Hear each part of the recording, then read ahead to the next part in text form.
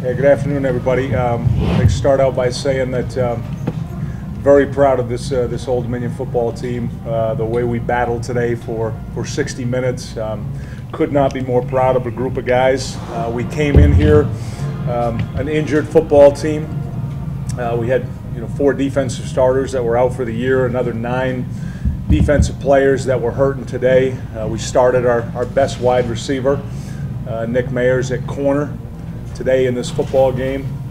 We played a lot of guys on defense that were not only our backup ones, but our backup ones. And they played. They played as hard as they could throughout the game. So I'm proud of the kids and how hard they battled today. We knew this was going to be a challenge, how good Georgia Southern was as a football team, how good their offense was. But very proud of how our kids competed, incredibly proud of our offense.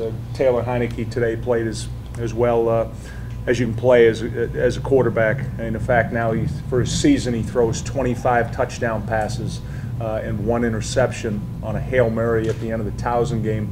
I think he's the best quarterback in the country right now at the FCS level, and I thought he played like it today. It was a case to me today where I didn't think either defense was having much success against the other offense, and what the game came down to was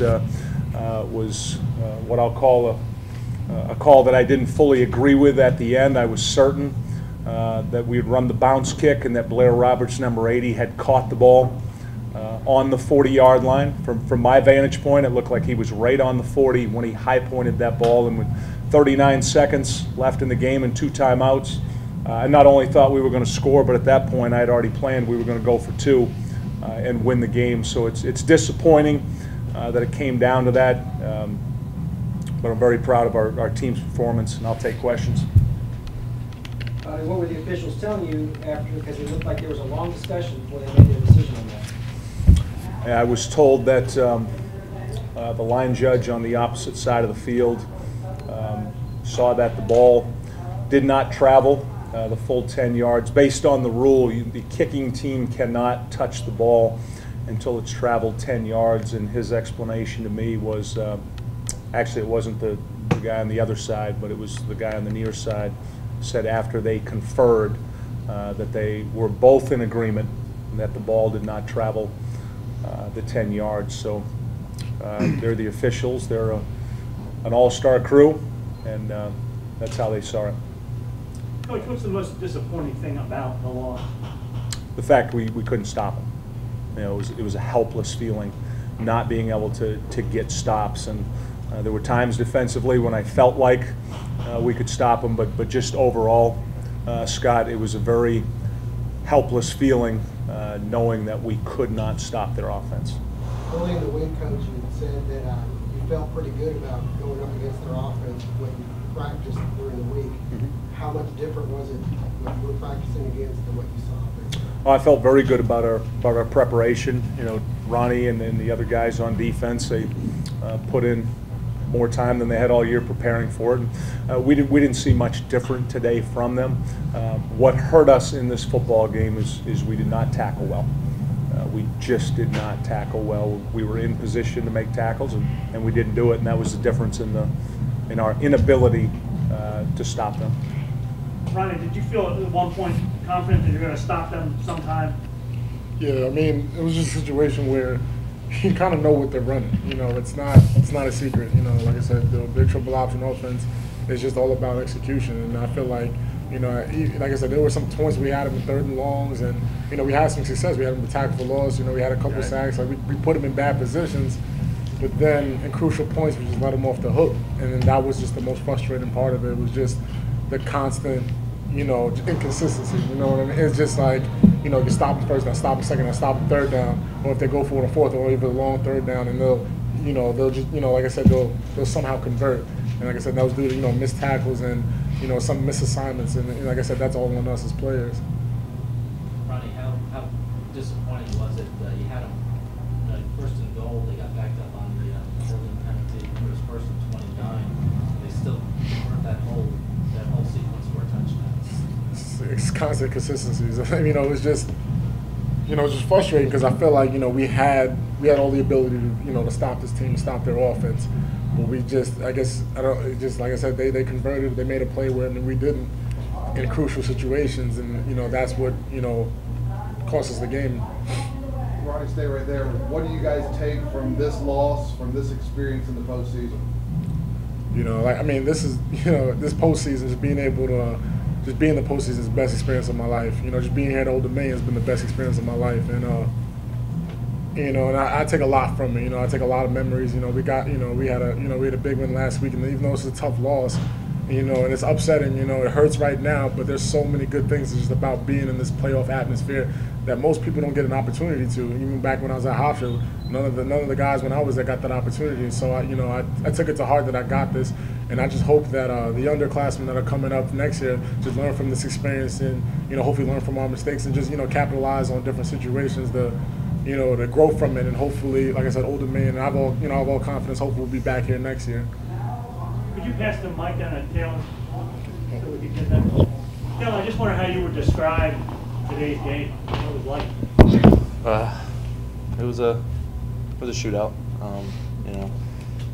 We felt like we needed to score every time, and we didn't do that. So our offense felt like it was our fault. We could have scored on every possession, we believe, and we believe that we didn't score enough points to win. So our offense is taking it to heart. Taylor, did you misread where the stick was on the scramble on the Georgia State side? I mean Georgia Southern side of the field. Well, I was gonna dive for it in the field, but then one of their players came and flushed me out to the sideline. So I just tried to dive for it, and I thought I got it, but supposedly I stepped out of bounds before I reached the ball out. So I guess I thought you got it too. Taylor, being the only guy from Georgia there at Old Dominion, you knew the tradition, you knew what you were getting into coming to battle Georgia Southern. Was it what you thought it was? Definitely. I've heard all about it. I've had a coach in high school that went here, played football, and he preached them when I was in high school, and he really wanted me to come down here, but nothing like that was going to happen because it's triple option. But Glad you didn't. But What was his name? Taylor? Coach Willingham. Coach Willingham. Yeah. And I had a lot of friends down here, and they said it was a rowdy experience, and we were all ready and amped up for it. It was a fun experience. Taylor, how good does it feel, Georgia Southern comes down and scores, and you guys go right back at the whole game? Well, it was frustrating, but at the same time, it was fun. It was one of those games where it wasn't a laid-back game. It was up-tempo the whole game, and that's how we are during practice. And we felt like we were in good shape for it, but at the end, we just didn't score enough points. We're also joined by wide receiver Prentice Gill and linebacker Craig Wilkins. Taylor, could you describe just what it's like being part of this team, looking back on this season? It's amazing. It's a great group of people, great group of coaches, great atmosphere up there. We have a lot of supporters up there, and it's a very humbling experience. I couldn't ask to be anywhere else. It's the best place for me, and I love it. Coach, could you describe this team looking back on this season? Yeah, the word that pops in my head is amazing.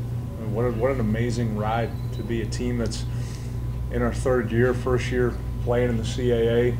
Picked to finish in the basement, get to the top 10. I couldn't have imagined when I was hired 5 years ago and I made the statement we want to build the top 10 program as fast as we can. And in our third year of playing, we're a top 10 team in the country. And I'm very confident we're going to be back, Scott. We return 87 of our 95 players. We're still relatively youthful as a program. And this experience is just absolutely amazing. Taylor talked about, you've seen it, just what we have. I hope it's out there nationally now, what Old Dominion has. The fact that we've played 21 home games in our entire existence, and they've all been sold out. We've got a waiting list of 5,000 people. The stadium's not big enough. We're already talking about what we need to do to expand it. And I'm really proud of these guys. I just think, just looking back at today, we just did not have enough gas left in our tank. There just wasn't enough gas left in it. But I'm proud of them. I'm proud of the assistant coaches. And those guys they've worked for 119 straight days. They haven't had a day off since August 8th, and they've just been grinding it out. So amazing experience this year. Thanks for asking. Craig, when you look at your teammates up and down on the defensive side, how beat up are you guys right We were very beat up. I mean, I wouldn't say that we were that badly beat up. I mean, we still could have got the job done, but it's like Coach always say, the next person has to step up. So, I mean, when somebody went down, we didn't have a problem with it because we knew the next person would come in and get it done. But we were a little beat up, but we got no excuses. Well, what did it look like in the training room this week? The training room, yeah, it was a lot of people in the training room this week, more than it normally is during the season. But everybody was healthy enough to play, so nothing else to really say. Could you pass the mic down to Prentice? Prentice, just maybe your thoughts on maybe describing that game today. What was like playing in that game? It was exhausting. There was no breaks. You know, you feel like you get breaks. There was no breaks. You know, even all the way down to 39 seconds, couldn't catch a break.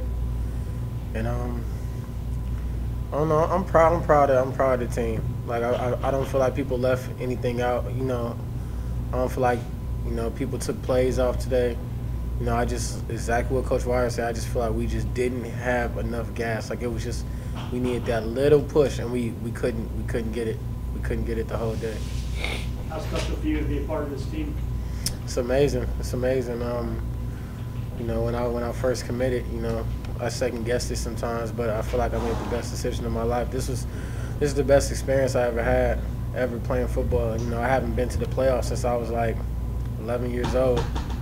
You know, not through high school, not through junior college. You know, I never been. So, you know, the coaching staff is amazing. I love Coach Z for taking me. I love Coach Scott, Coach Wilder, everybody for taking me, and I love all my teammates.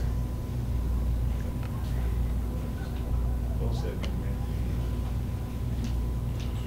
Anything else, guys? Thank you very much, Jim.